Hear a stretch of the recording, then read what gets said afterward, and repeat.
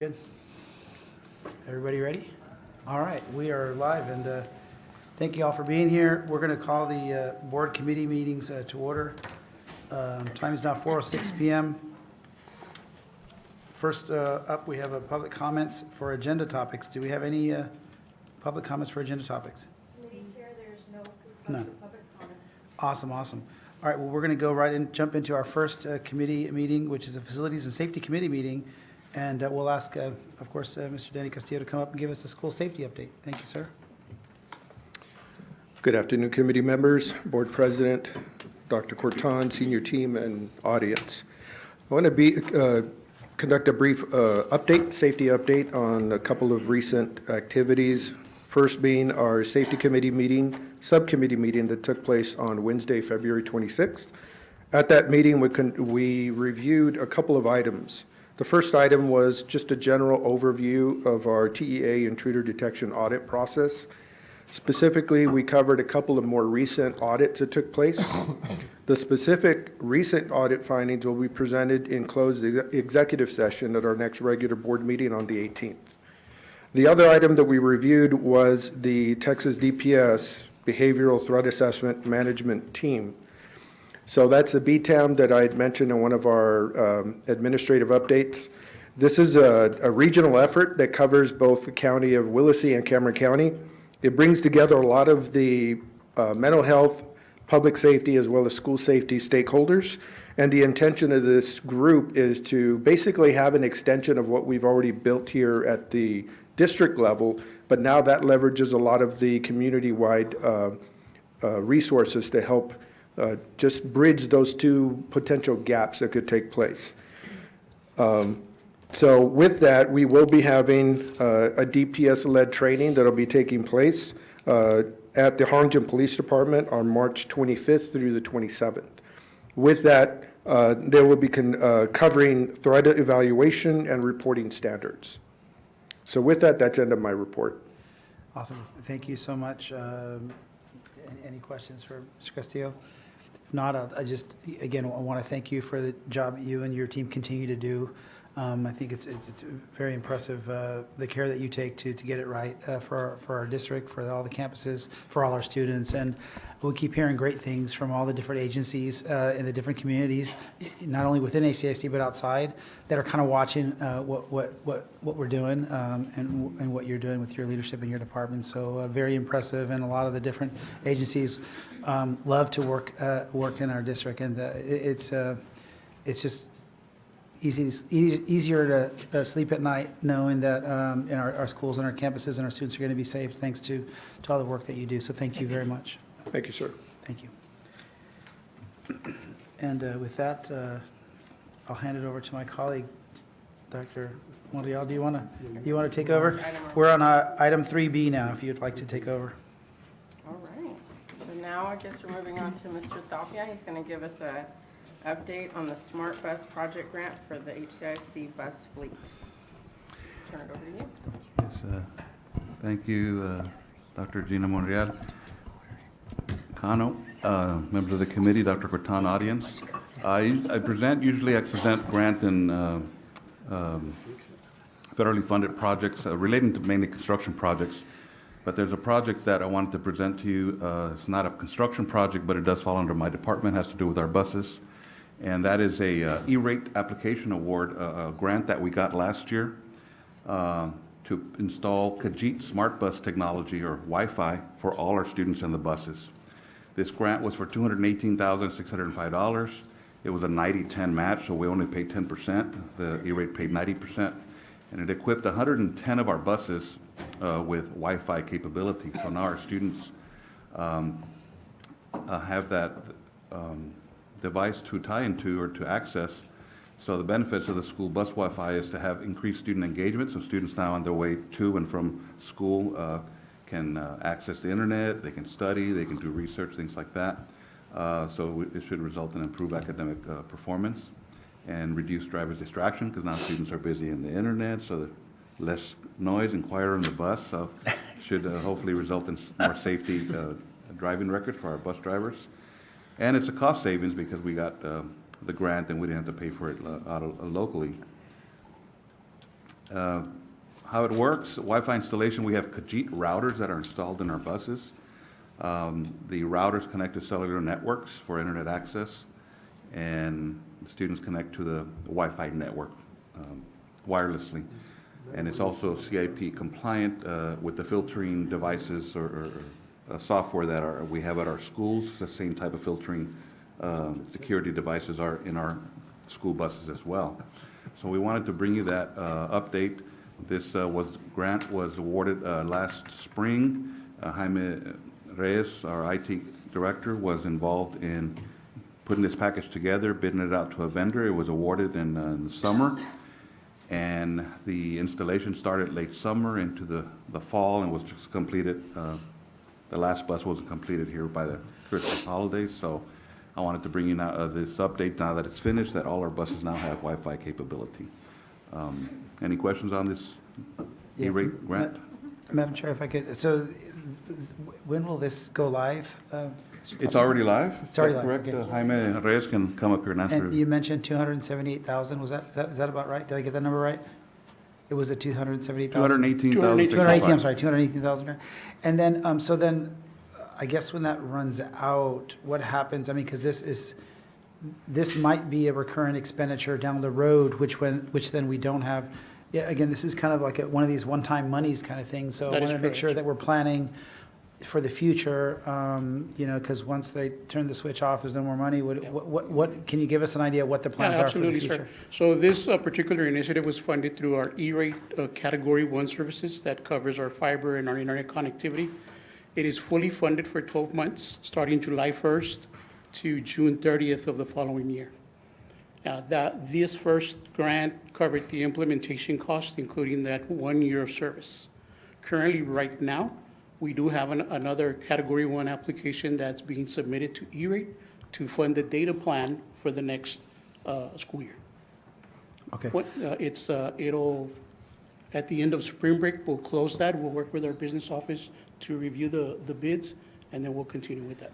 Thank- the thank- service. Yeah, no, thank you for that, and I know Dr. Corton and our financial team has been thinking about things differently, and especially how we use soft monies and one-time monies to make sure that we have the money going forward, and or else it can eat up your budget really quick if you don't have a plan for Absolutely. it, so. Yes, sir. So one of the initiatives, the goal of it was to increase. We did do, if you recall back when COVID hit, we did implement a solution similar for 10 buses. And so we did have that budget allocation in our local budget for the cost of 10 buses.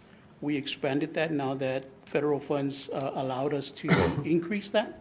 And so we're just basically putting our name in the hat every year for funding. Awesome. There is a contingency agreement that if it's not approved by the board, and if it's not funded, we won't continue with the service, and it allows us to without impacting the district. Yes, sir. Thank you. May I ask a follow-up on that? What is the estimated cost per year for the service, data service? The estimated cost per year for the service is $136,000 for 110 buses. Very good. 90% of that cost is covered by E-rate. Right. Okay, thank you.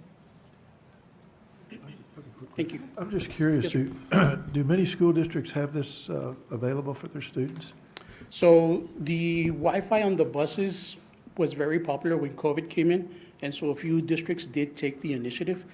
This is the first year that it's covered by E-rate. Before it's not. And so there's some districts in the valley that jumped on it, some districts didn't. And so, as you know, the current climate right now with the funding, federal funding, it's being reviewed. And so we anticipate that we'll continue to put our name in the hat for future years for this, as long as it's funded. Thank you.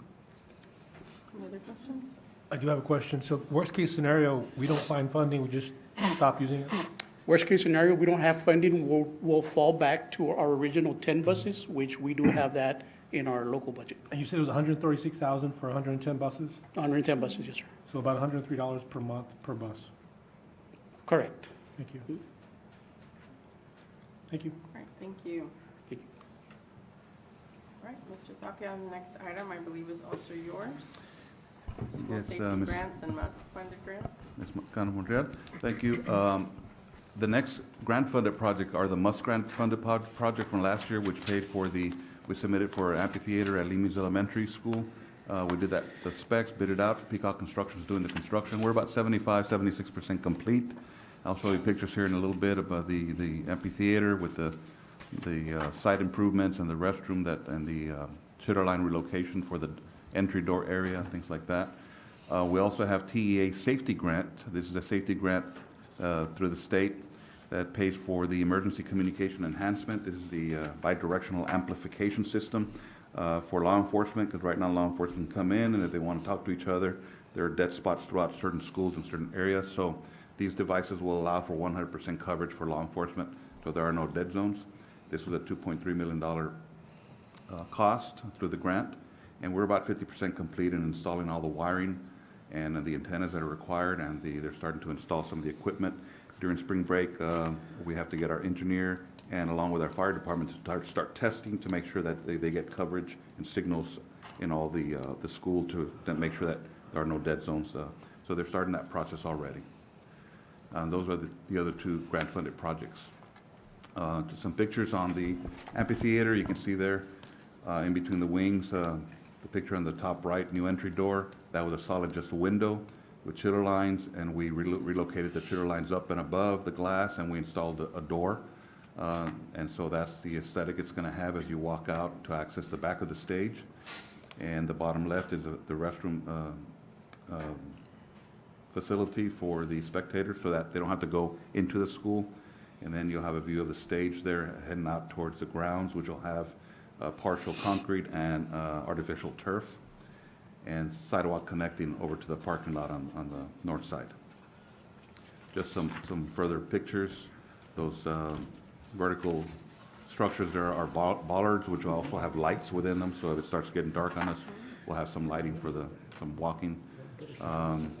And we're starting to install some fixtures, toilet fixtures, lavatory fixtures, and painting on the restroom building.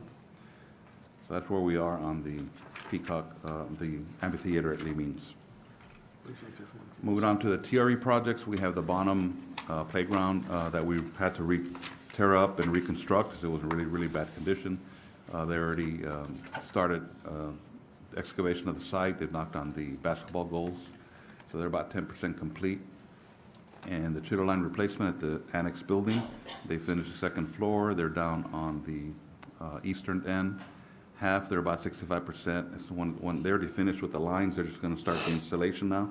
As soon as they finish, after spring break, we'll move over to the other side, and that'll be the last section of that project. The south gym lockers for the boys and girls area, the units came in here in spring break. They're going to install the units over the girls section. And then after spring break, they'll work weekends to start the remaining 2 or 3 units on the boys section. And the new marquees are about 60% complete, and I'll just show you some pictures of that. This is the Bonham playground area. It's a double basketball court area. The marquees, we completed Bonham. They're working on the software right now to get the digital signage and signals going. And over at Memorial, they knocked down the sign, they poured a pad and put up the new vertical structure for that.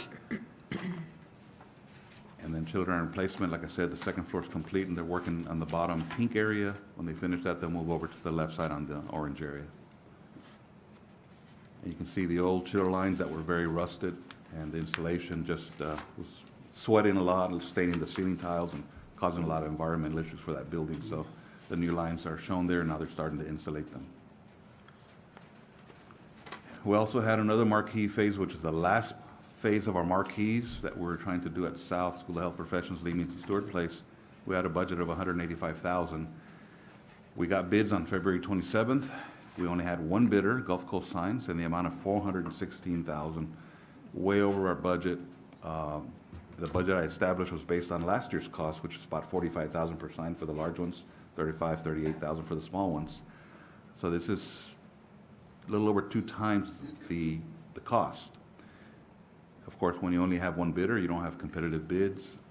And we did hear that in the pre-bid conference with the vendor that there was concerns about not knowing what the pricing of steel and electronics is going to be in the future because of these tariff war we're into at the national level here, just causing a lot of unknown factors. So contractors are a little nervous, so they're bidding higher because they don't want to get locked into a contract. Prices go up and then they lose money. So that's kind of what's happening there. Contingency allowance expenditures, we have one over at Lee Means on that chiller line pipe that I told you about. We have some new expansion bolts we got to add and some additional trim in the masonry area that needs to be filled in for about $1,000. So our balance of our contingency fund is from $6,300 down to $5,281. So we still have some funding in the contingency, which is part of the project already. And change orders, the windows and doors project we have with Noble Construction, contract is $659,268. We have not touched the contingency of $25,000, so we're pretty much done with the project, so we're getting all that money back. So we're going to credit down the contract to $634,268, and that's the purpose of that change order. And that's pretty much it on my construction report. Any questions on any of the projects? There's a question right here, Mr. Powers. Oscar, back on the marquees, first of all, on the other phase one, how many bidders did you have for those signs? Did we just have a couple, or? The last bid we had was also one bidder. It was the same vendor.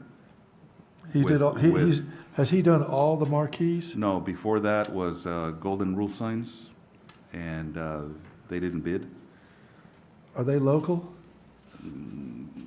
Golden Rules corporate's out of Kentucky, and then they hire local vendors under them. We had some issues with them on the first phase, and of course they got caught during the COVID period, but it took almost 2.5 years to finish that project. Gulf Coast, we've had, they're local and they're a little bit more reliable and accessible when we call them. But last year they submitted very good prices, even though we only had one vendor. We awarded it because the prices were right on our budget. This time around, you can see the prices, so they're just very nervous right now. Are they here in Harlingen or Brownsville or McAllen or what? I believe San Benito? San Benito. San Benito. Is there anybody else in the valley that would, when we put it back out for There's bids? Stewart plate signs, there's, I don't know, fast signs, I don't know if they do this, but there's a couple, 2 or 3 Goodwin? vendors in the valley. Does Godwin do it, or Who? Godwin signs, or? Godwin signs? Yeah, they do more billboards. Okay, thank you. So based on this, we're going to be recommending at the next week's board meeting to reject the one bid, and then we'll reanalyze and maybe wait a little bit before we bid it out again. Any other questions? Just thank you for keeping us on budget and also saving us some money. Appreciate it.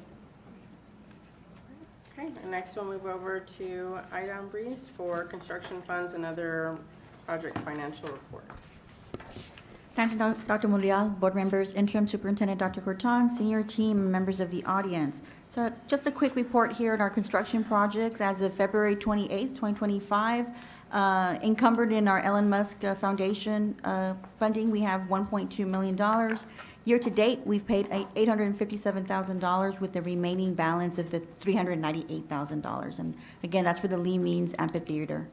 And then under TRE, we have encumbered $7.1 million, of which we've paid out $4.6 million as of February 28th, and that leaves us a remaining balance of $2.5 million. Any questions? Thank you. No questions. All right, thank you. All right, I'll turn it over. Sure. Okay, we'll adjourn that meeting, and we'll start the Transforming Teaching and Learning Committee meeting. And we'll just kind of go right into our first presentation. Excited to hear from Jennifer Maldonado and her team. Our topic today is Empowering Leadership, a collaborative approach to teacher retention. So we'll let you get started. Thank you all for being here. Good afternoon, Mr. Chair, Dr. Perez, Board President, board members, Dr. Corton, senior team, audience, and guests. We are here to bring you the exciting project that our assistant principal residents have been working on this school year. They did receive a lot of schoolwork, but on top of that, we did give them a district project to work with our Teachers of the Year.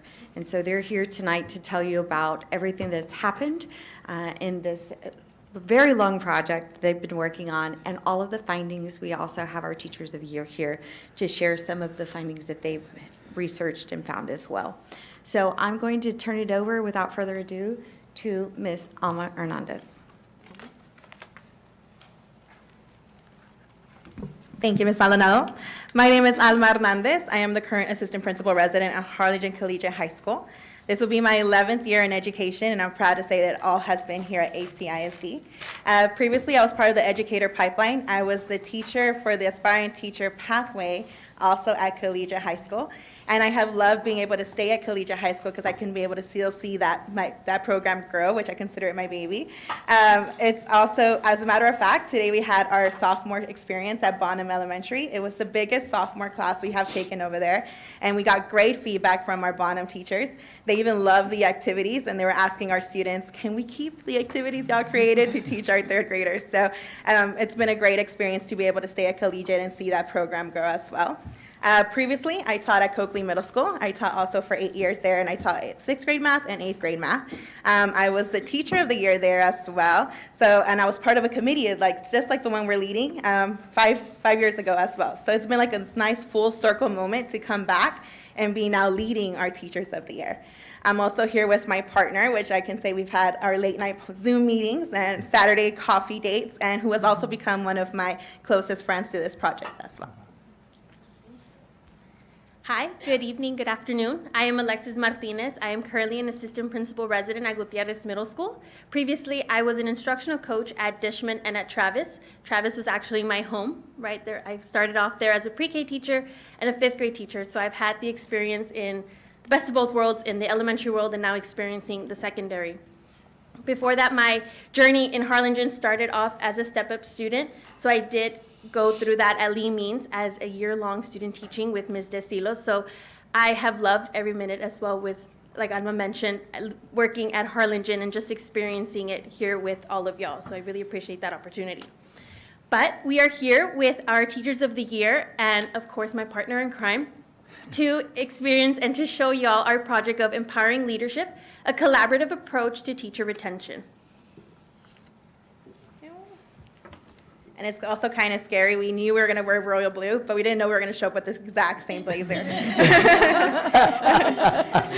how close we're getting, just so y'all, I was gonna say, y'all can you guys see. are really in sync. Yes. The others didn't get the memo. We really are. Oh, my God. So as Ms. Maldonado, Ms. Alexis Martinez has mentioned, we were tasked with the challenge of leading our Teachers of the Year to tackle our Harlingen CISD strategic plan, Goal 3.2, implementing a retention plan to maintain and support the needs of all employees. At this time, I would really like to acknowledge all of our Teachers of the Year. So if y'all can please stand up for all the hard work, and let's give them a big round of applause for everything that they have contributed for our Teachers of the Year. Thank you. Perfect. I know you guys want to know how our journey began and how we got to where we're at today, right?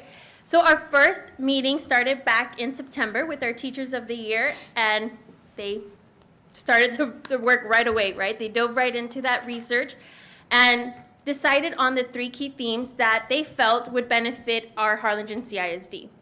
The first one was enhancing TIA eligibility. The second is aligning district and campus systems. And the third was creating avenues for teacher voice. Throughout that process, they decided which one they wanted to focus on and continue that research. And each team or each theme, they decided on being the team lead or the researcher, and we went from there. We had our monthly meetings. They had their own time to continue that research and really just focus on what was best for the district. By our last meeting in January, we decided to have them show us what they worked on, right? And at that time, we found that there was 3 commonalities within the 3 themes. Thank you. And you can also see them there in the videos, our video of those meetings in action. They're collaborating. They also had a rock, paper, hand, scissor contest over there as the beginning to see who could win. And we actually got a gift card winner from that as well. So as Ms. Martinez mentioned, after they all presented they did their research on their projects, we noticed that there was 3 commonalities for teacher retention. It was teacher voice, strengthening school and district culture, and teacher wellness initiatives. Today, we will hear from all 3 group leaders, and we'll tell you a little bit more about their recommendations and proposals for teacher retention. So if we'd like to bring up to the stage, we have Ms. Mariah Jones from Stewart Place Elementary, Celeste Santa Ana from Lee Means Elementary, and Melissa Medina from Crockett Elementary. And let's hear it up first from Ms. Mariah Jones.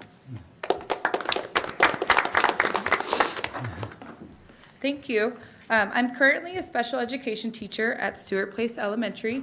This is my 11th year in education, and it's my 2nd year at HCISD. I was a part of the Committee for Teacher Incentive Allotment. Our main goal was to increase equity for all teachers across HCISD.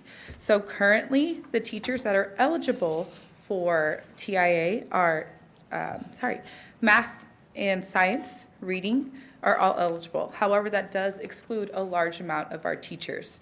It does exclude our CTE, our fine and performing arts, our social studies, and our special education teachers. We also wanted to target 2 other groups that were a part of the rubric, and that would include the leadership and the attendance requirements for TIA. However, it is a huge relief to know that HCISD is already working with the committee to expand to more teachers and bring that equity across HCISD for the 2025-2026 school year. I will now be passing it over to Ms. Celeste Santa Ana from Lee Means Elementary, and she will be discussing our health and wellness initiatives. Thank you. Good afternoon. My name is Celeste Santa Ana, and this is my 18th year in education, and 9 of those years have been here at HCISD. I've been at Lee Means for the last 9 years, teaching 5th grade dual language. So for our committee, we took on the task of finding ways to retain employees without monetary compensation at the forefront. In doing so, we read articles, and one of them that was published in the Harvard Business Review resonated with our group. In the article, corporations ended up investing millions in workplace wellness programs, employee mental health concerns, and burnout continued to rise. So we were left wondering, like, okay, this is going to work for us because we don't have the billions to spend, and it didn't work anyway. So what can we do to help out our teachers at our district? So the research suggested that the failure of these programs is due to their focus on individual interventions and not taking feedback from their current employees.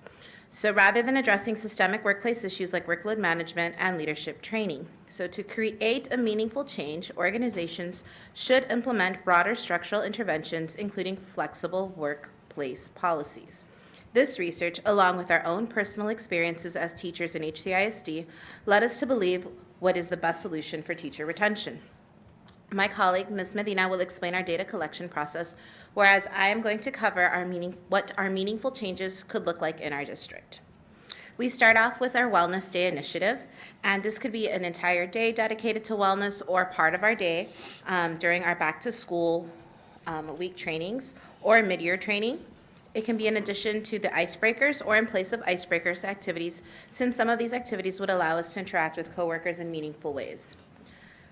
Our next one is coverage to attend children events, and as both a teacher and parent with children in our district, I deeply appreciate the importance of having the flexibility to attend our own children's events.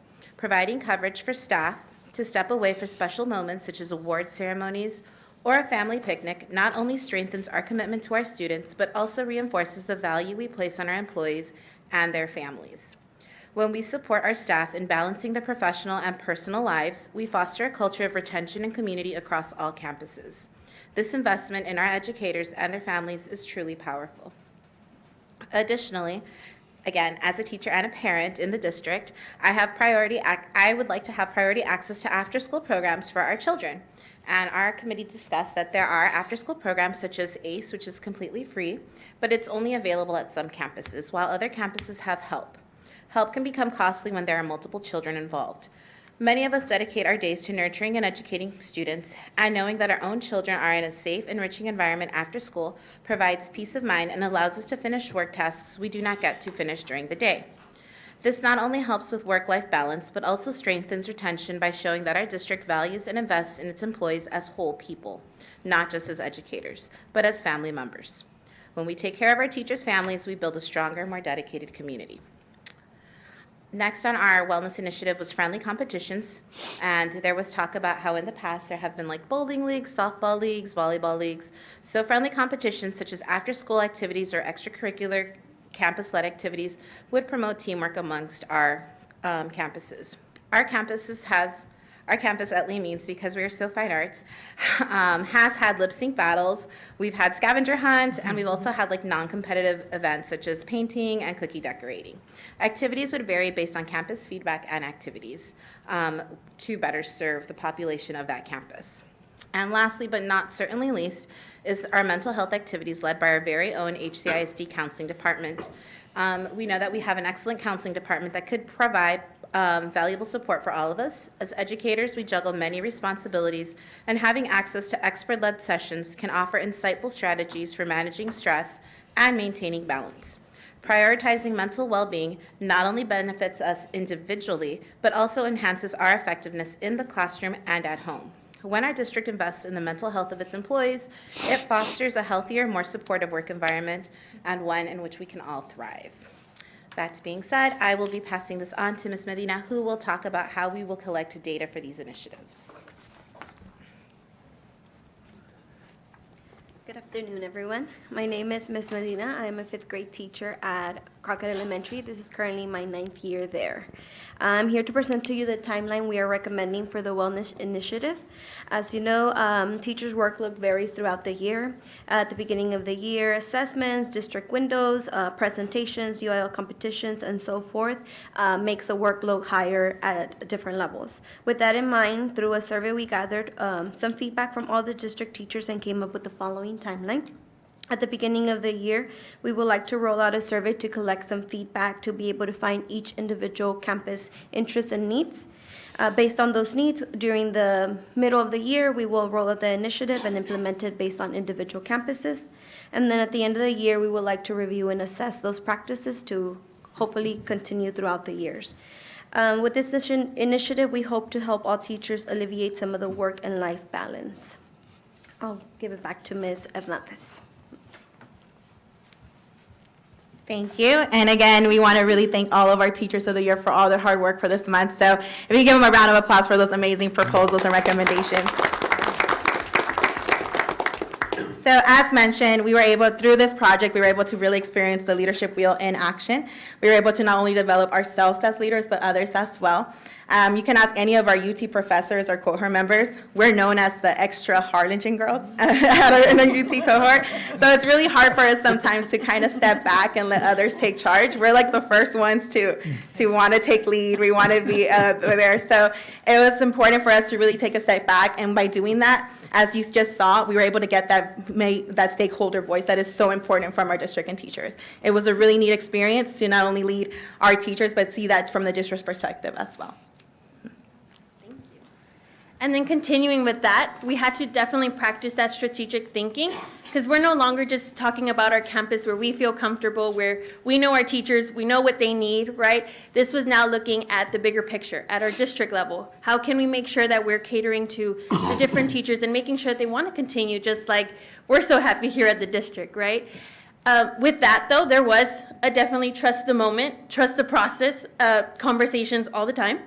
In our APR huddles with Ms. Maldonado, we constantly were like, well, we can do the project, or we can just get started. Let's start the project. And just making sure that we wanted to get it done, right? We had a timeline in our minds of what we needed to get done, but trusting the process, trusting our leadership, trusting our Teachers of the Year. They did an amazing job, and we couldn't have done it without them at the end of it. So it has been definitely a great experience, and we just want to thank you for not only trusting us and leading at a campus level, but trusting us in a project like this one at the district level.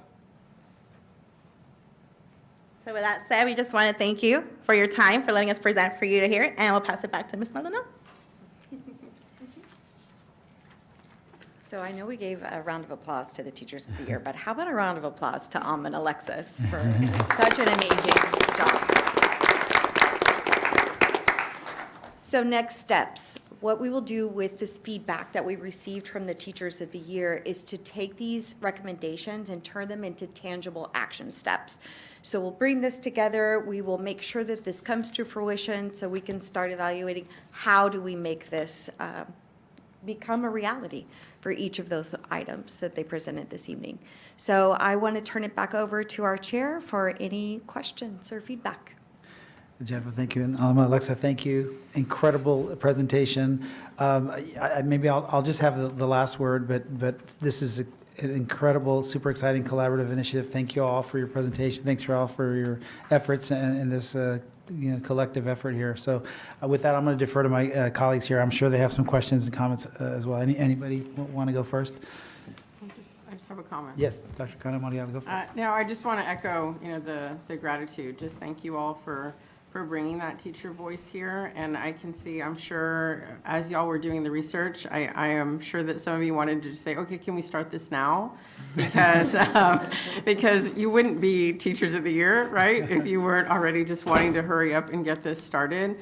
But I get that, right? Trusting the process and bringing that all together. And I'm just excited to see that roll out because I think these are all valuable ideas that y'all have brought together, and I think they're doable, and I think they are things that, but we do feel like you're family, right? So I hope that, through incorporation of these things, that makes you all feel like you're able to spend time with your own families as well. So thank you for doing all the legwork on this. Just appreciate it. Awesome. Yeah, I'd like to make a comment or two. Just echo Dr. Monreal's comments. This is a fantastic presentation. Y'all did a great job communicating all this information. I'm glad that this group exists. We're not going to get where we need to go unless our teachers are fantastic. And so this feedback is critical. I hear you loud and clear on TIA. If the state is going to introduce incentives like that to pay our teachers more, I want all of it for our teachers, for y'all. It's going to keep great teachers in the classroom, and we're going to get the results that we're trying to get, for that our community expects. I love all the feedback on wellness, taking advantage of our world-class counselors that we've got here in the district. Coverage to attend. In the banking world, we're in a family-first environment. So if one of our kids has an event, we're holding hands to get that employee to that event, and that makes complete sense. That you'd want the same, because in the community that's going on also. And so I think there's an understanding that we're team first here. And I love the extra piece of your presentation. I think, to me, that's almost a contender for next year's motto. HCISD is extra. But that's a contender, I think. It's awesome. But I just want to thank you for that feedback. It's loud and clear, and I look forward to seeing the implementation steps. Yeah. Any other comments? Yeah, Dr. Reininger? Thank you. Yes, just again, a note of gratitude and I loved the process. I loved how you described it. I loved that, our Teachers of the Year have this, very strong passion and voice, and that came through in what was presented. I think we all have such tremendous respect for our Teachers of the Year, and so this is really nice. Like I feel like we heard directly from them, and then it turns into action. It's not just kind of general, right? It's this would work. This could help us. And so I feel, I hope you feel heard, because I loved hearing this. And, Alma and Alexis, just really terrific job. Your enthusiasm for the topic and the approach, and your role in the district and the leadership you demonstrated is tremendous. So thank you so much. And I guess my question would be, the process that you built and implemented, right? You created it. Are there ways that that approach or this process should be passed down, or what's the way that we can make sure the good pieces of it remain or continue? I would say just the mentorship. If it wasn't for Ms. Maldonado, her mentorship and our APR huddle meetings that have been really great, we host them almost monthly now. And maybe it was twice a week, like every 2 weeks, we were meeting with each other and just getting that feedback and seeing like, here, this is what we have. Can you give us feedback on that? And it has really helped us through our process and making sure, and we would love to be mentors for the next APR residents. So know that you can always count on us to pay it forward as well. Thank you. Awesome. And you want to finish, or you want to? Sure, I'll let Dr. Cortan go last. Just to end up the board comments, just nothing but praise for you guys. Really impressive. I know a lot of the slides, you had your heart for people, and that showed loud and clear, but it's really both, right? I mean, this is also about a commitment to excellence, right? Because getting to that level, I mean, it's often said that, highly engaged employees are high performing, as well. And so you don't have the high performance without being highly engaged. But at the end of the day, you've got to take care of your people for them to do high-performing work, right? For them to take care of your customers, take care of the students, and create those opportunities for our kiddos. And so this is incredible because I think we're going to get more engagement from our teachers. We're going to get more ideas. And this is how you flip the switch on the teachers and the educators to come up with more ideas, because they feel empowered, right? Which is all over your slides as well, right? And so, but as much as this is about empowerment, as much as this is about retention, I want to go back to, what was alluded to by Mr. Leal, is as far as, I mean, I think this is also about, talent acquisition as well. And also, again, making sure that all of our teachers have the ability to get to that TIA status as well. And then, we're going to create more and more improvements in our programmatic offerings at all our schools, but also higher, achievement from our students and everything else. And so, super impressed with everything. Can't wait to see it come to fruition. And to hear more updates, from you guys on these things, because we really want to take care of our people, because we know that to follow is going to be student achievement and everything else, and the community is going to be a better place for it. So, part of taking care of our people is we're going to figure out a way as a board to make sure we continue to pay our teachers and our employees more money, and we're going to get this right, and we're going to make sure we get there. But a lot of these things are not just simple things; they're very impactful things, very important things. And so thank you all for being so extra. Thank you all for your commitment to excellence. Thank you for your heart for people, and just we're so lucky to have you. I hope that you guys I hope some publications come forth from this work that you're doing. This is almost like a master's, thesis, but I hope that you guys will continue to be the shining light there at UTRGV as well, because you guys are inspiring not only this district, but I think the whole region and the whole state with the work you're doing. So you guys are trailblazers in teacher development and teacher preparation. So Jennifer, thanks to you, and really impressed. So, but Dr. Cortan, you want to have a last word? So I'm going to just talk, first of all, great presentation. And I told them at the beginning, look, nobody knows your script. So if you've missed something, don't worry. Like, we don't know your script. Y'all did fabulous, first of all.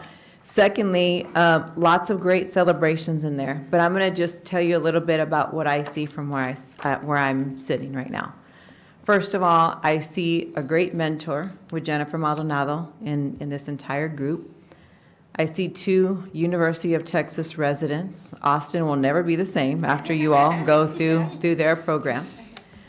I see a young lady over there sitting here listening because she's doing her superintendency program. And I see all these fabulous teachers who, by the way, thank you for sharing your thoughts during our listening tour, because that's what we are about.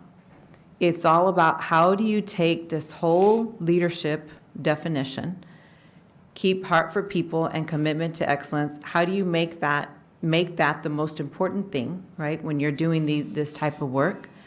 And how do you empower people to be part of the entire big picture, as you mentioned? All of these great things that you all came forward with, we're going to sit down, we're going to work through the next steps with that.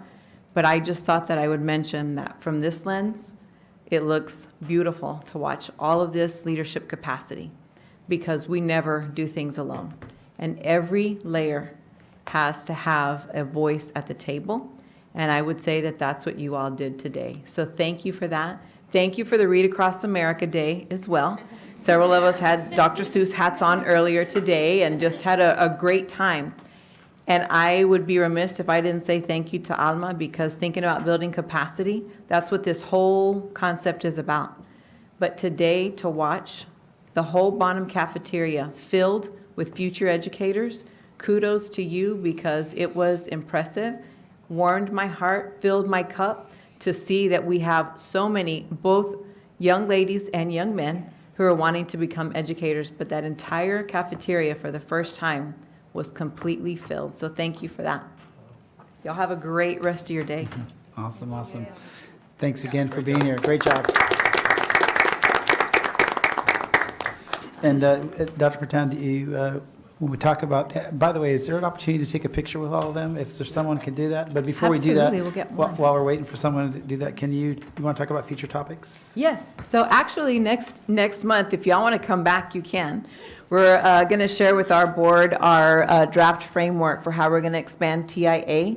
We have had a team that has been working on that for months now. So we're excited to be able to say, here's the expansion of TIA. And then secondly, right on cue, Dr. Rushka walked in. She'll be presenting as well next month. She's going to kind of bring two topics into one. This whole idea of AI, it's leading a lot of what we're doing in education, but there's a way to do it responsibly. So how do you, yes, embed AI, but also have systems so that you balance the face time with technology and the face time with people? So those are going to be our two topics for next month, and can't wait to see that. I think Dr. Rushka is going to, she recruited someone to come take a picture, so they're on their way. All righty. We can Thank get you. in position. Yes, we can get in position. For a photo immediately. Let's do Give it. hugs, yes, give hugs and get into position.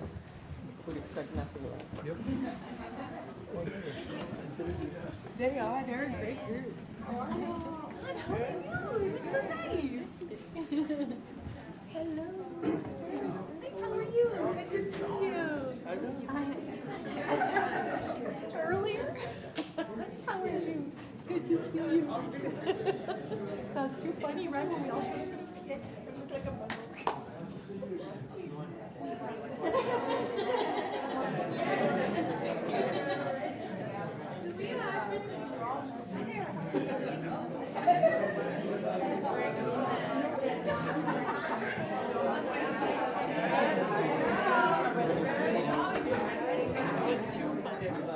Had we tried to play, it wouldn't have worked.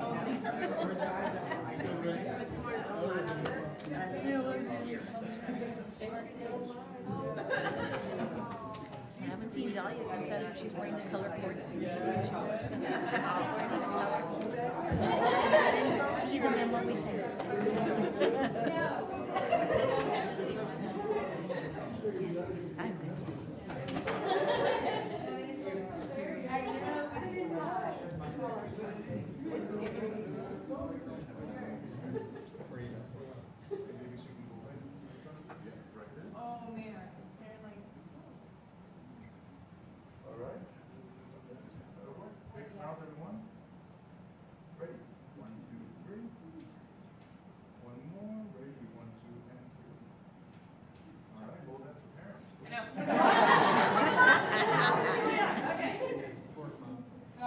Here we go. 1, 2, 3. Can we get some tune?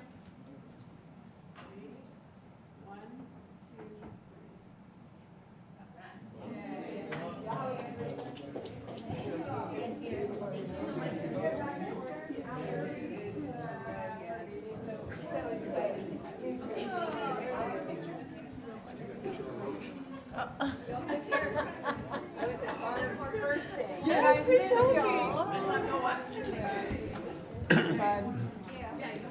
It was so impressive that the whole cafeteria was filled with the teacher pipeline. It was wonderful. I remember our first visit to Teacher Pipeline at, I don't know when it was. Great. Just 10 seconds while I refill my copy, then I'll start the next one. It'll be quick. This room needs a glass box with a camera in it, so just in case of emergency, you break the glass.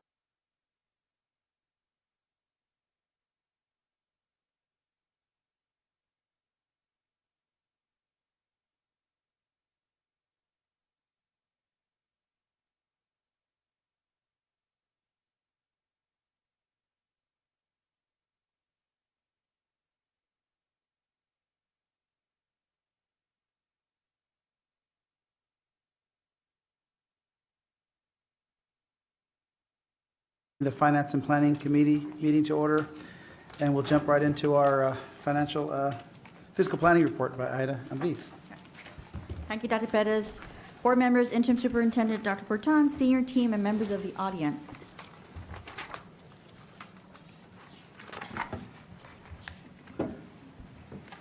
So today's meeting topics, we have 3 items for you today. We're going to update on functional review for year-end projections. We're going to take a look at an average student funding and cost, and then we're going to do an overview of pay increases for fiscal year 25-26. First, we'll start with an update on our budget calendar. So we're in the month of March, and this Friday, on March the 7th, all budget proposals are due to the business office. So we'll be receiving all of those budget proposals from all of our campuses and our departments, and then we'll start reviewing those workbooks, massaging those numbers, consolidating them, summarizing them. We'll also start beginning to review submitted budget forms, and then summarizing all of those costs. And then in the month of March, we'll also start analyzing our health insurance. Any questions on our update for March? Okay. Next, we have our functional review on year-end projections. We will be presenting at our next March board meeting 2 amendments for functions 61 and 53. And so this budget transfer will be deriving from other functions within the budget, not taking anything out of anywhere else. Just a movement of funds that we have some surpluses into some of our functional levels that we feel that after our year-end projections are made that we might fall a little short on. These adjustments are based on analysis of year-end projections compared to actual budget amounts. And this is just to provide our fiscal responsibility on those budget line items by function level. And then understanding student funding sources and costs. So we felt like this would be a good opportunity for us to be able to share with you, what does it look like in providing funding for our students, and what does that look like on a student level for our costs. So Harrington CISD schools, we receive about $24.1 million from the federal government. That's about $1,551 per pupil. In state funding, we receive about $136.2 million, and that's about $8,735 per pupil. And then locally, we receive about $50.6 million, and that equates to $3,247 per pupil. So when you add up all of that, what is those three different buckets? Can you go back one slide? Sure. Pretty please. That'd be about 13,000. About 13,000 when you. Correct. And so that's of course local. Federally, and then Right, state. Federal, state, and then local. And local. Right, is a biggest part, of course, biggest chunk is state, right? Absolutely, yes. And so, so then just for clarity purposes, federal funding accounts for, and it's somewhere around here, isn't it? Like it's 10 or 11%, is that correct? Yes, that's correct. Mhm. Okay, It'll be in a future slide. I'm sorry? Yeah, I think it'll be. Oh, it is, okay, I'm sorry, okay, go ahead. Sure, sure. Thank you. So next, I did want to do a little quick preview on what our Tier 1 and Tier 2 looks like in state funding. Oftentimes, we do hear the words Tier 1 and Tier 2, and I want to provide those definitions for you today. So Tier 1 is the basic educational funding program for all students. That's that basic allotment that you keep hearing of the 6160, $6,160, right? It's determined by formulas that consider student attendance, special education needs, and other factors. And then the state and local property taxes contribute to this funding. And then we also have Tier 2. In Tier 2, this is additional funding that allows districts to generate more revenue above the basic level.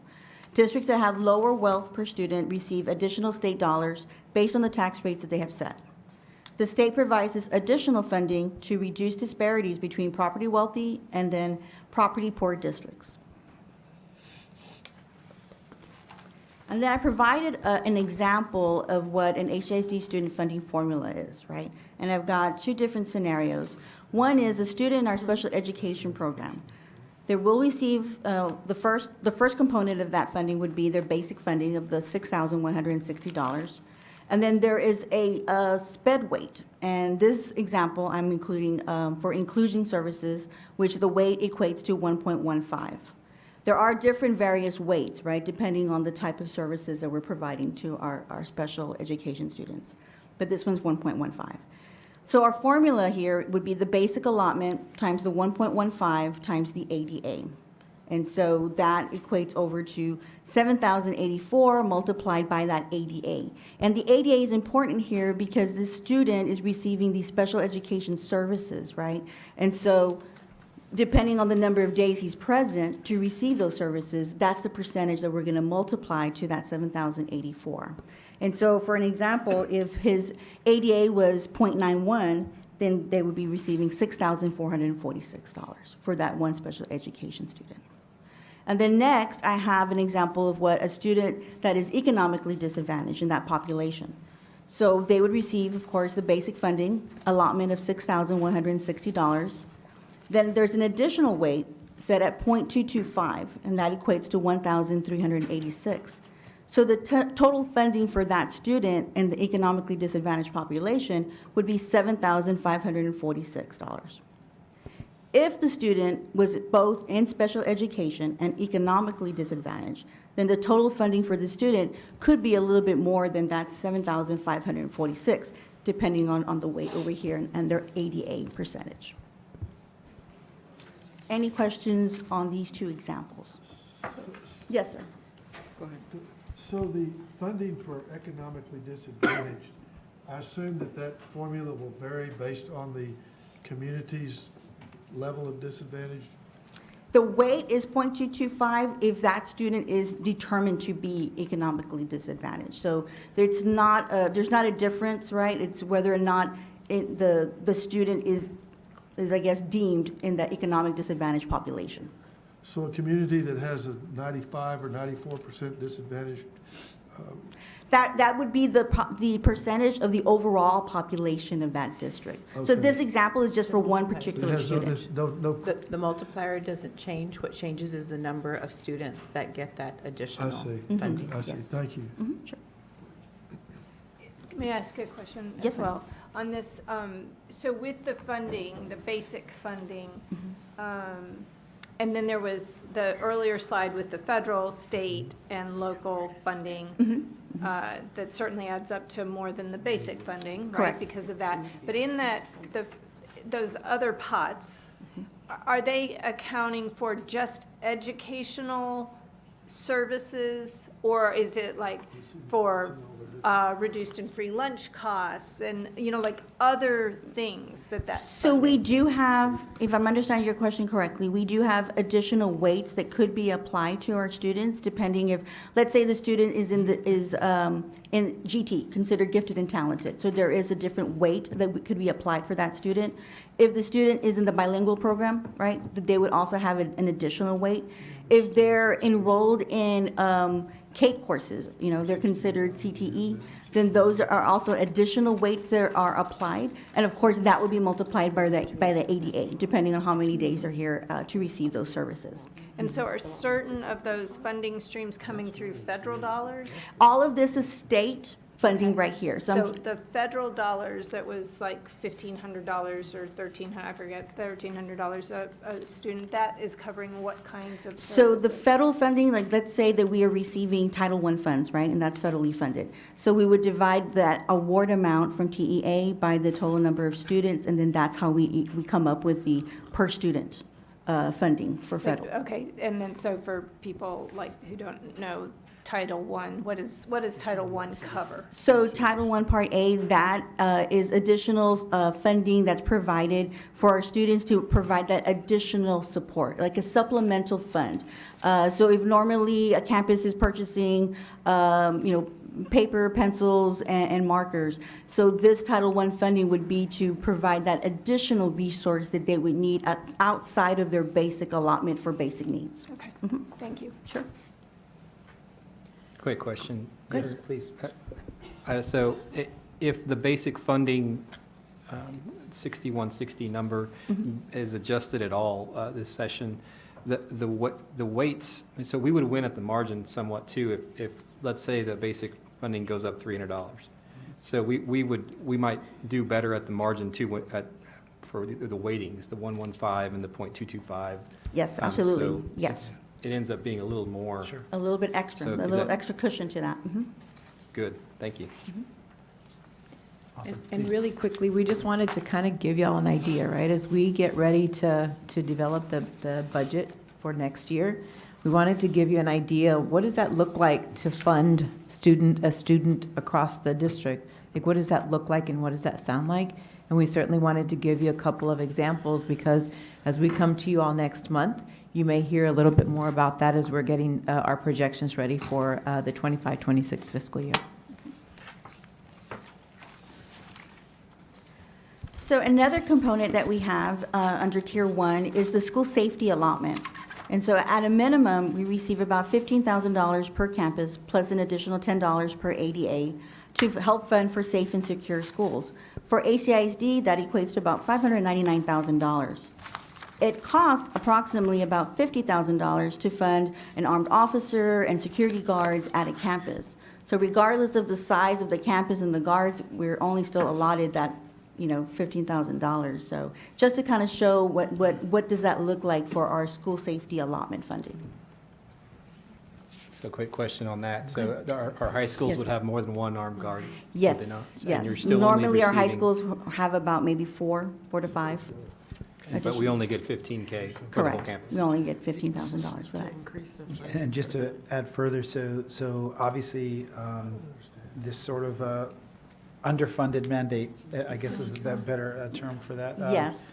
There's already talks of hopefully some huge corrections at the state level. We don't know where that's going to end up. And so I think, to go back to your previous slides, I mean, we're anxious to see what your presentation is going to look like in May or June, when we have a lot more information. Correct, yes. In terms of the funding bump in all these different areas, so. Yes, yes.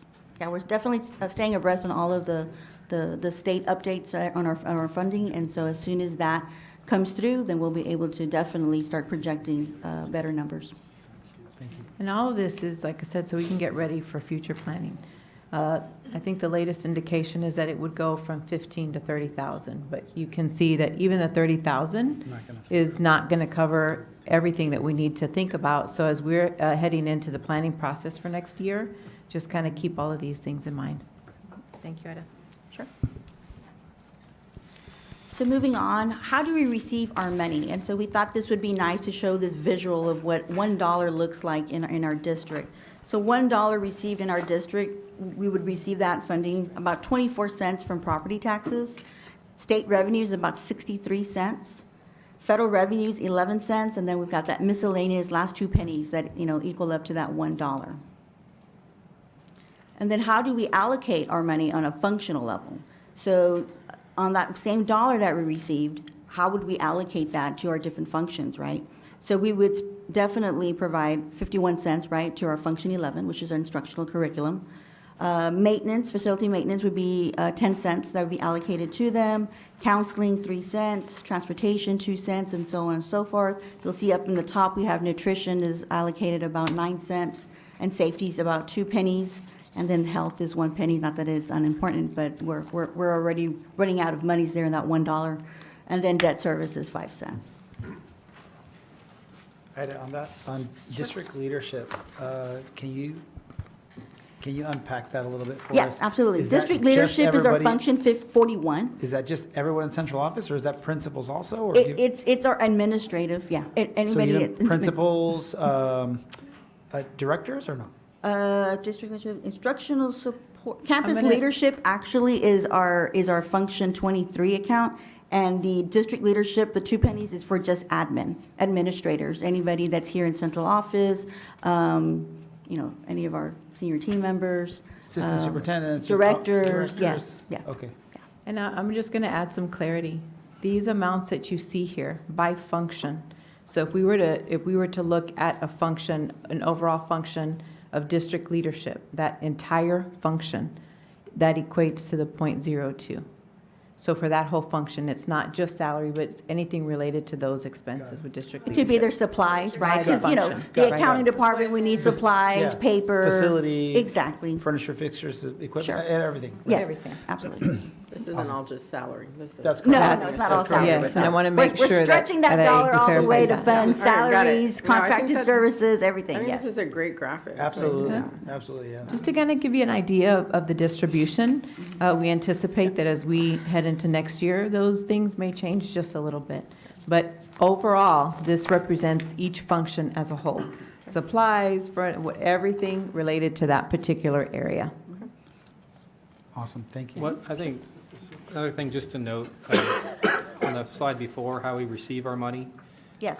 Just that, when we're trying to understand public education in a local community like ours, 24 cents, 24% is actually the number of dollars that come in from the local community. We have grown so dependent on these outside funds. 76% of our funding comes from somewhere other than Harlingen, Texas. Yes. And whenever there's a change in Austin, whenever there's a change in DC, I mean, it impacts.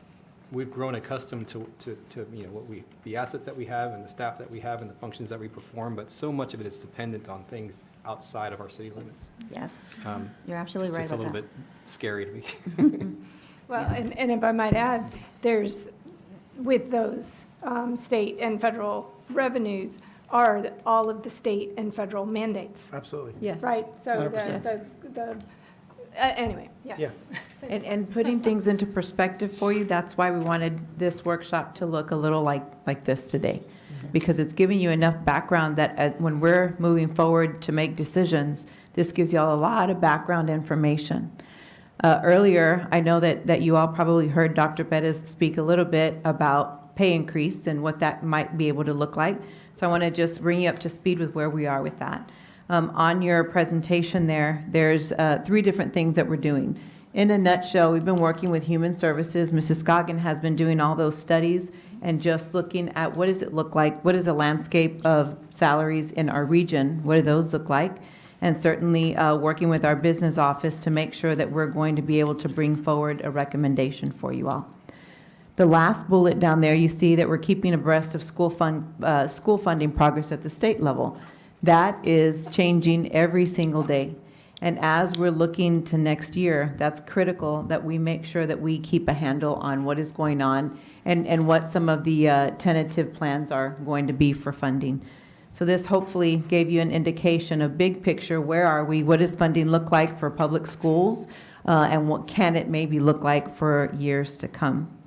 And with that, we'll jump into questions and conversation, if there are any. Andy, board member, first of all, great job, as always. Thank you. Incredible presentation. Love the graphics. Very informative presentation, and obviously you're going to be adding a lot more, details and color to it as we learn more Yes, from yes, sir. our state leaders as they're in the middle of session right now. So we'll see how that takes shape. Things can only go up, hopefully, and I think they will. But we'll see how it takes shape. So.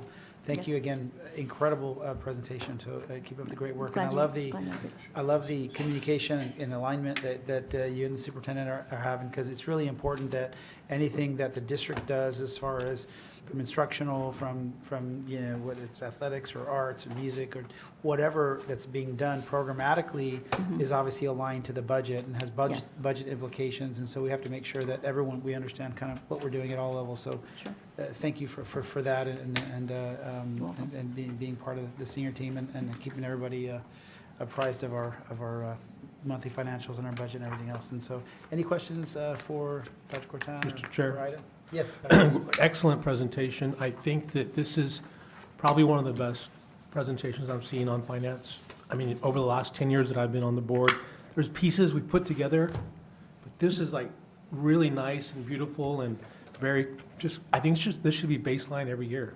Hey, where are we at? Good, good. It's excellent. Glad you liked it. Extremely understandable. So excellent job. Thank you. Thank you. Awesome. Well, with that, we'll adjourn the Finance and Planning Committee meeting, and thank you for being here. You want to start the meeting? Let's take a 5-minute recess, Okay. and then we'll come right Sounds good. back.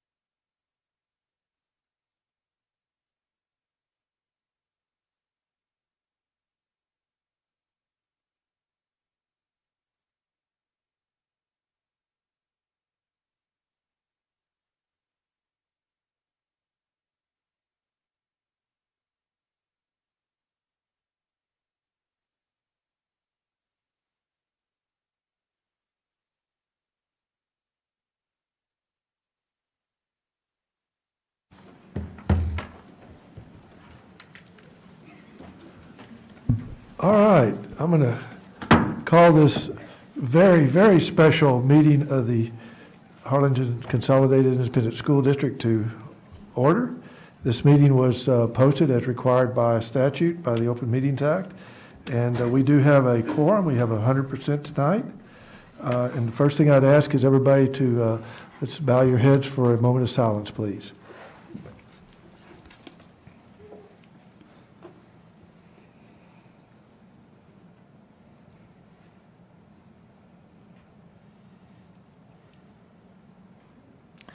Thank you very much. If everyone would stand, I'll lead us in the Pledge of Allegiance. I pledge allegiance to the flag of the United States of America and to the republic for which it stands, one nation, under God, indivisible, with liberty and justice for all.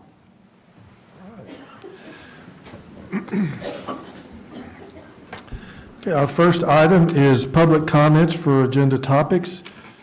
Do we have any? Mr. President, there are no requests for public comments for agenda topics. All right, thank you very much. Item 3 is adjourn to closed or executive session pursuant to Texas Government Code, Sections 551.071, 551.072, 551.074, and 551.082 of the Open Meetings Act for the following purposes.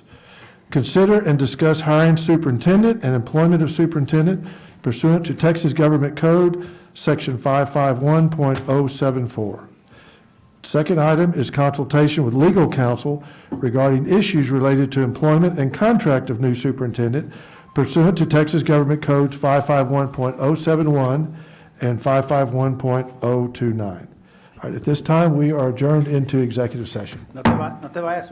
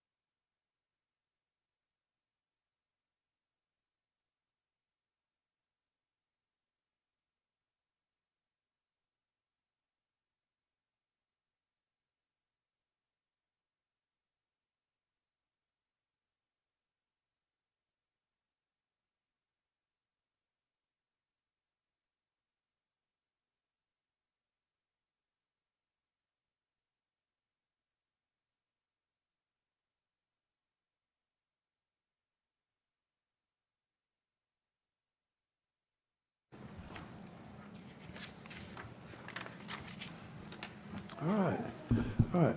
We are back in regular session, and the first item is to consider and take possible action to hire superintendent and approve superintendent contract.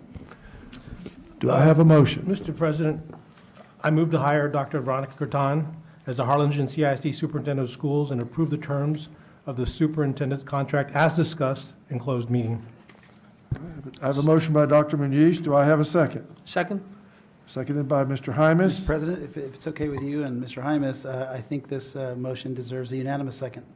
All right. Dr. Pettis is a unanimous second. Recommendation. Let's do that. All those in favor of a unanimous second, say aye. Aye. All those opposed? Aye. Thank you. All right. Congratulations.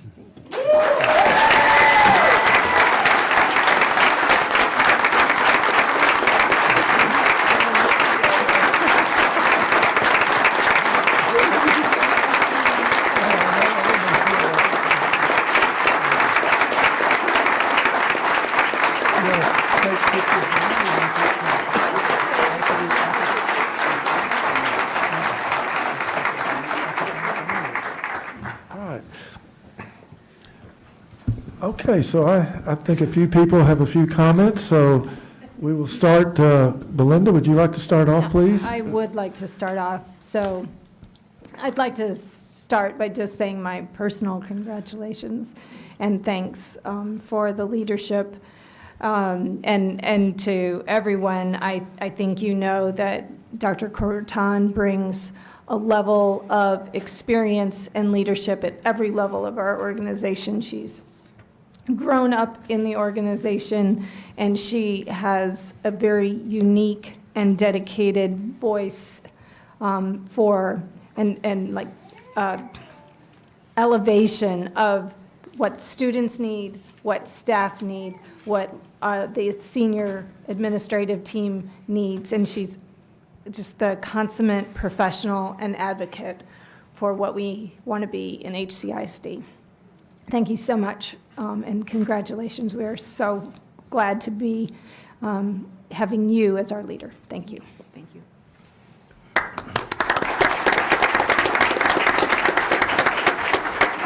Mr. Leal? Yes, Mr. Powers, I do have some thoughts. So time and time again, Dr. Veronica Cortan has stepped up when HCISD has needed her most. Throughout her distinguished career, she's worn many titles. Mrs. Cortan is a classroom teacher, Mrs. Cortan is a principal, Dr. Cortan is a director, a deputy superintendent, an interim superintendent multiple times. Over the years, she served with many leaders of different approaches and styles, and through those experiences, she's forged her own. She's committed to excellence and balances that commitment with a heart for people, the HCISD way. There was never any doubt in my mind that she would be a Texas school superintendent. She's been ready for years, but God's timing is perfect timing, and it's clear to me now that we have the leader we need for our students, teachers, and community.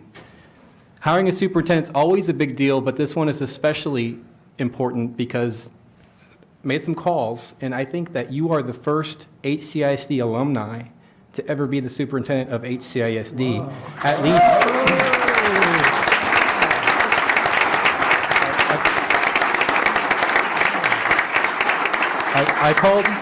I called some veterans, and we go back to the 50s, and so we're going to say it until we're proven otherwise.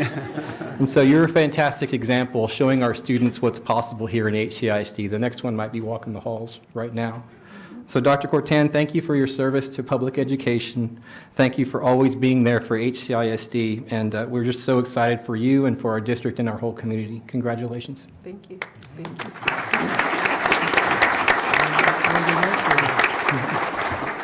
Sure. Dr. Pettis? We'll just go down the road. That's fine.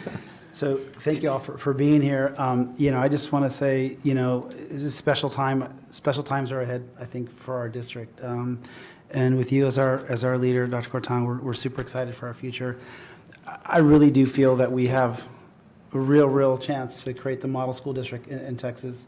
This is now your second time as interim superintendent.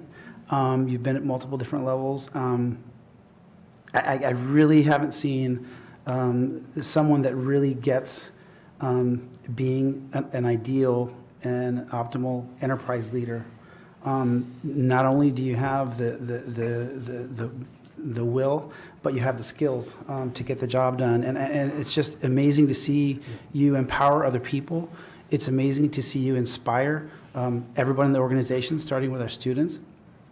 And you do have a high bar of expectations and that commitment to excellence. And of course, the most incredible heart for people, starting with your district, your leaders, your educators, your staff. And we know when you take care of your people, they take care of our students and create opportunities for our families and our community. So I'm super excited. I know under your leadership, we're going to continue to build trust in the community. We've taken a little hit on that this past year. And I think with you at the helm, we're going to continue just to get back to a much higher level of trust through better communication, through transparency, and through more than anything, inspirational leadership that you bring. I will say, at the end of the day, we're here as a board to do the right thing for all students and for all families in this community. And it starts with taking care of our people, right? And so we're going to get that right. And we're going to continue to pay our teachers as much as we can and do everything we can that's within our fiduciary responsibilities. We're super excited to continue to empower our people, our educators, our staff, but it all starts with this one. And we're blessed and lucky to have her right now, so we can continue to create unlimited opportunities for our students and our staff and our families. It's incredible. We had some presentations earlier today with our Transforming Teaching and Learning community. It's just incredible the level of talent and commitment to excellence and commitment to our students that we have in this district. And we continue to empower that, continue to make sure that we provide more and more opportunity. We believe as a board that our talent is universal, but opportunities are not. It's up to us to create that. And so many times, Harlingen CISD, thanks to our educators and our brilliant leaders, we're at the critical edge of instructional delivery and of providing those types of programmatic opportunities for our students so they can achieve at the highest levels. And so we're super proud of that, and we're going to continue to full pedal to the metal and support our leaders so we can keep doing that. So, but it all effective governing boards, mean that we're functioning at the highest levels only if it's a team of 8. And the most important piece of that team of 8 is not the governing part, but it's the one person in the team of 8 that's operational. Because all the magic happens in the operational element, in the schools, in the classrooms. And so we know that, we get that, and so this is the most important person in the team of 8, right? And so for us, we're just lucky to have her, and this time she agreed to say, she said yes. And we're just beyond blessed to, that you did that, and we thank Chris and your family for supporting you in this new role. We're going to support the heck out of you, and we're going to continue to do, to give you whatever you need to again, create that model school district for Texas. So thank you, and congratulations. Thanks. Dr. Connor Monreal. Thank you, Mr. Powers. I just want to say thank you. Lots of thank yous. I think it's a true testament to look at this boardroom and to see, so many times, we always say our favorite part of our board meetings is when we get to recognize our students and we get to see all of the proud parents, right, that are in the audience. And I think looking out right now and seeing the proud faces on so many of you, from family to friends to our administrators, to our teachers, to our community members, I just want to say thank you, because this makes it all worth it. And so what a testament to have the energy and the smiling faces of all of these folks here in our community for you here today. So just thank you to all of you for trusting us and for just trusting the process with us and for still being here to support us tonight. And I want to say a huge thank you to Dr. Corton for trusting us as well and for seeing us through the highs and the lows, and I could not be more excited to be a part of a team of 8 with you. I want to thank you for your professionalism throughout this entire process. And as a friend, I just could not be happier and proud of you. So thank you very much. Thank you.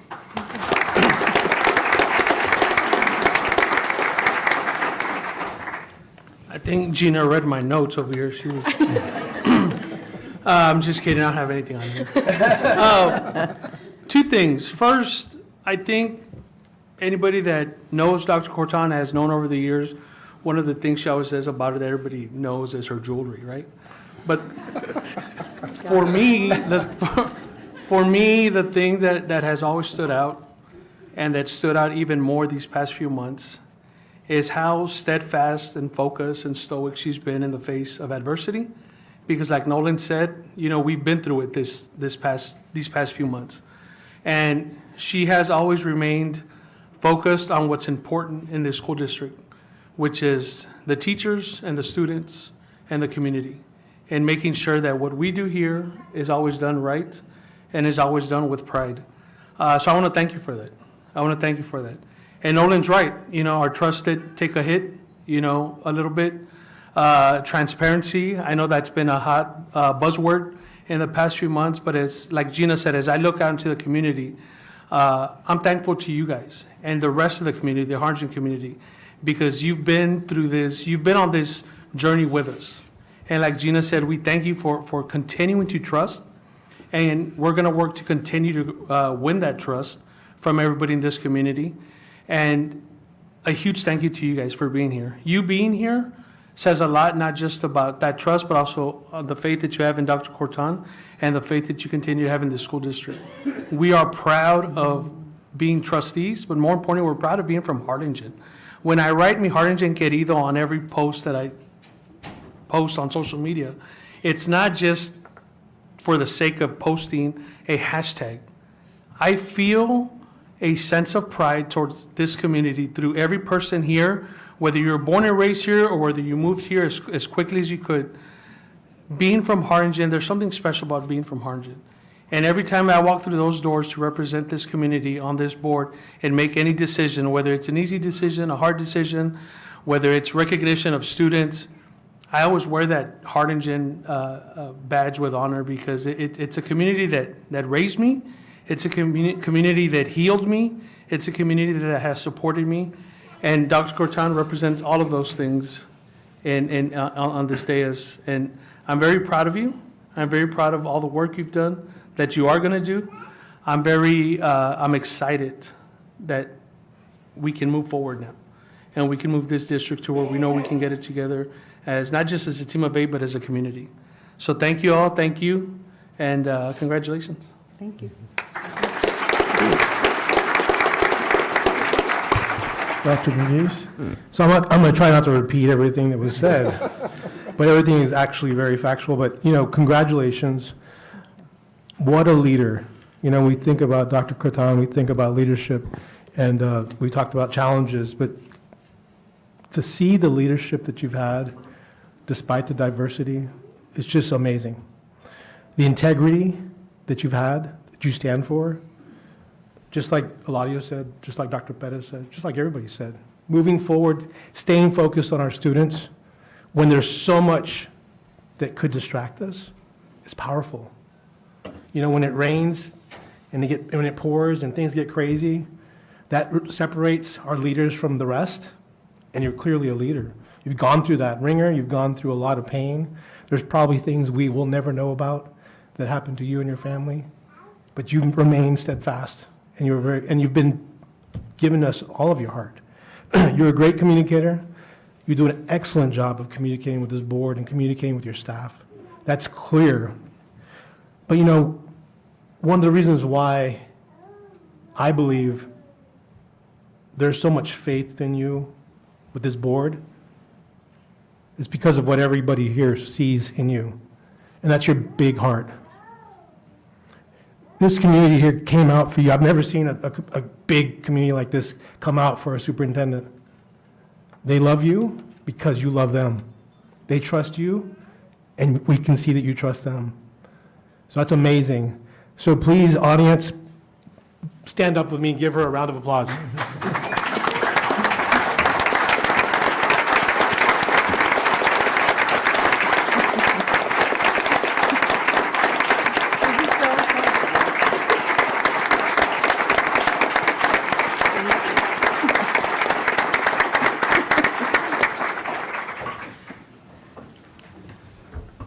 Gosh, it's hard bringing up the rear. Wow. Oh, boy. Well, I'll repeat some of the folks here tonight, but today officially starts a brand-new chapter in our, district. And I say officially because Dr. Corton has assumed the responsibilities and duties of the superintendency of this district since September of 2024. And as most of everybody in this room knows, and for those watching us tonight, we are so fortunate to have her as our superintendent. And like Ricky, I didn't realize that she's our first Harlingen graduate to be the superintendent sitting in this chair. That's really phenomenal. That's really cool.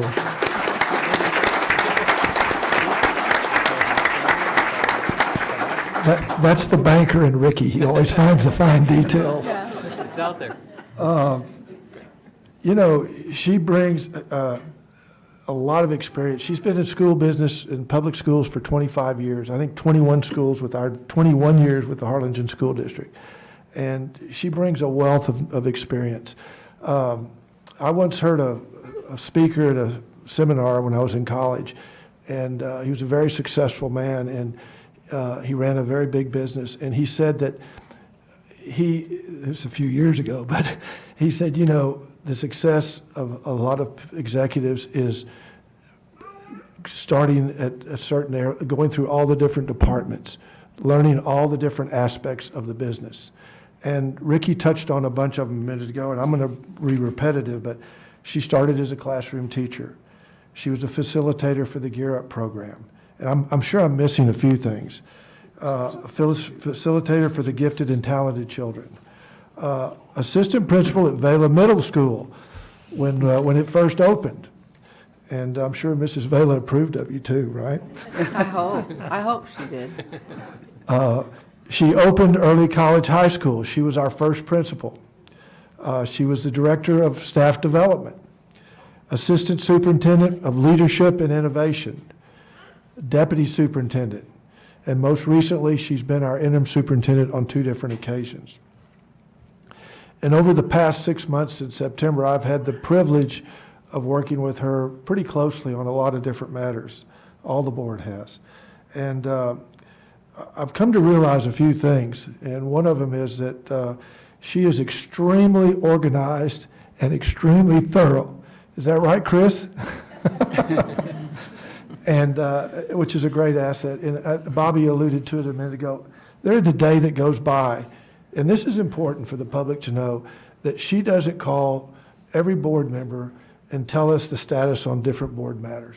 I mean, we all get a call. Usually it starts about 7:30 in the morning, and just what's going on that day, what we're doing, where we are on different projects. And I mean, that is so important, so important. And I will tell you that what has impressed me the most about her is her leadership skills. Not only with the board, but with her staff and with all the principals, the teachers, everybody in the district. Many of you don't know this, but a lot of the people in this room do. But she started on her own concept, and her own idea was to do listening tours that she started recently. And she's going to different campuses, meeting with the teachers and the principals to find out what their needs are, what they think needs to happen to make things better. I mean, to get everybody's input. She's going to do it with the community too. And I think she's already started with some of the community meetings.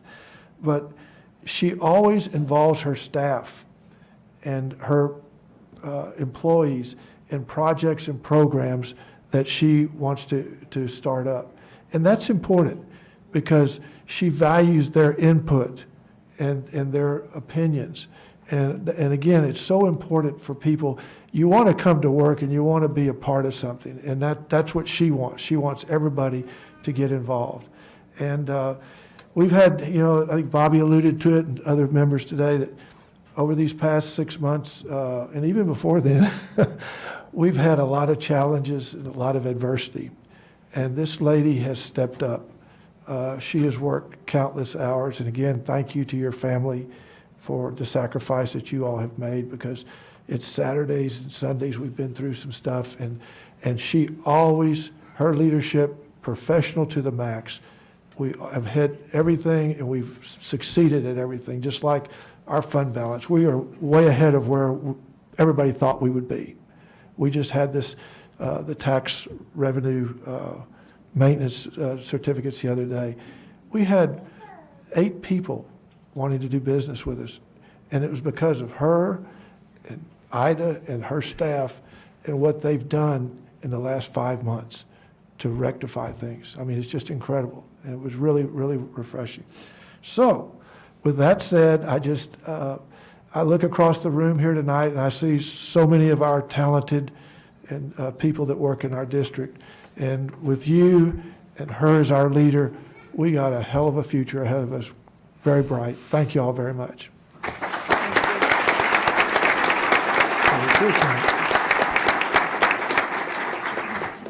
I'm so glad that's over. It's kind of uncomfortable, but anyway. So yes, I'm just sitting here taking a deep breath and just seeing everybody across the room. And, you know, first of all, I just want to say a huge thank you to each of you. It means more than you'll ever know. And it's not really for me, it's that our kids need this entire community to come together to do great things for them. And as I look out into the audience, I know that this community is going to join this entire district, and we're going to create more magic moments for our kids. So I'll say that. Secondly, so when I was named the lone finalist, thank you to the board for everything. But when I was named the lone finalist, I came out and I said a couple of things, and I'm going to share them with you all because I don't think that maybe we had 2 or 3 people in the audience that were just dying to hear from me, right? Anyway, but when I was named the lone finalist, I shared with the group that education is very personal to me. I think of the power of education, and I am the daughter of a man who had every odd stacked against him, every odd. He came from an extremely humble background. Education was not a priority in their family at all for generations. And he chose to jump into education. And I am forever grateful for that decision that he made because he changed his life and enabled mine. And as a young girl, it was not unusual for me and my brother and my little sister to be in the backseat of a car counting stars, and my dad coming up with all kinds of games for us to play because he had to keep us busy because right across the parking lot was my mother, and she was in a portable building at HHS trying to complete one of her degrees. But they made education important, and it was a priority for them. And I am just forever grateful because I think because of all of that, and watching my mom go through her undergraduate and a master's degree and then another one, because she just loves school, I guess. Or maybe she didn't want to be with us. No, I'm joking. No. But I think of that, and I think of the power of education. And when we opened up the early college high school, I think of Dr. Linda Wade, our late Dr. Linda Wade, and she told me, she said, I have one ask of you. This school is going to break cycles of poverty. We're going to focus on first generation, and we are going to change lives for kids. But more than anything, we're breaking cycles of poverty. And I think of where that school sits now, and I would say that we've done an excellent job. And as our principal is sitting on the right-hand side of the room over here, I'm so proud of that work. And not because of my involvement, but because I think of the numerous stories that have come out of there. And when we set out to break cycles of poverty, we did just that. We've got a couple of educators in our schools right now, Teachers of the Year, who have done some amazing things. But again, it's all about how we as a district structure those opportunities. And for me, there is no other option but to continue to expand those opportunities. But we don't do this work alone. It's this entire community coming together. And so just a huge thank you to each of you that made time to come and celebrate this moment for our district. I would be remiss if I didn't ask my mom to stand for a round of applause with me.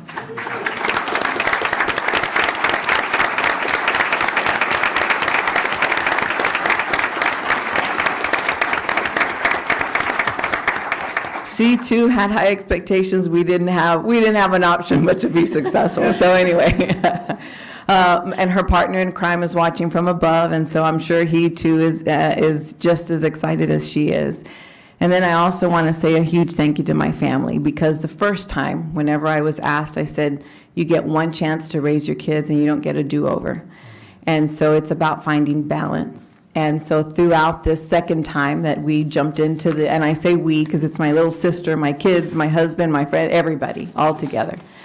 But when we jumped into the second time of being an interim, I realized that we were able to find balance. And so for me, just a huge thank you to my husband and my two girls, because they motivate me every day. And in the morning, we say our prayers every morning. And I always say, I pray for you to have a heart of confidence and a mind of knowledge. And then we're off to do our thing for the day. But without this entire group over here, this wouldn't be possible. And I'm sitting here thinking of all the great stories that have come from HCISD. And I'm seeing so many alumni and so many of our administrators, and just on and on and on. And I think of all of the special stories, because as I look at all these faces, each of you has a special place in my heart and has a special story, a special chapter in my story. I cannot tell you how excited I am for everything that we're going to be able to do together. Lots of love for each of you. Thank you again to the board. And I think that we're going to move over to a little bit of a celebration after some photos. Just a huge thank you. Can't wait to see what the next chapter of this district is going to sound like. Thank you.